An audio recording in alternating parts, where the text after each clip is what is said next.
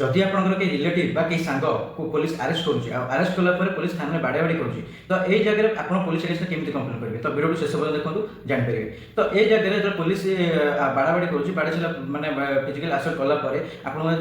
सांग को court forward करुच्ची तो कोर्ट में आप जज को आगे जो मेडिकल एग्जामिनेशन कहे कारण आपंकर फिजिकल इंजुरी होती तो इंजुरी मेडिकल चेकअप आप ऑनरेबल जज को अपील जो रिक्वेस्ट करेंगे जो मेडिकल चेकअप हो सारापर मेडिकल रिपोर्ट को बेस करके आप पुलिस अगेंस्ट कंप्लेन करेंगे। सेकेंड प्रोसीजर है कौन जदि आप माने बाड़ा बाड़ी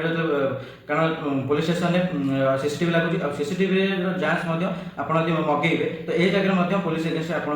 कंप्लेन करेंगे कारण वीडियो पूरा फुटेज ही रिकॉर्डिंग होता है जब आपको बाड़ी था तो एमती प्रोसीजर ही आपको माने पुलिस एगेंस्ट आप कंप्लेन करेंगे और ये आप एडवोकेट हायर करा पड़ पाए। आशा करुँच आज लीगल इनफर्मेशन विषय जान सकते तो वीडियो शेष पर्यटन देखते बहुत बहुत धन्यवाद। लाइक शेयर और कमेंट करें जमा भूलें। Thank you so much.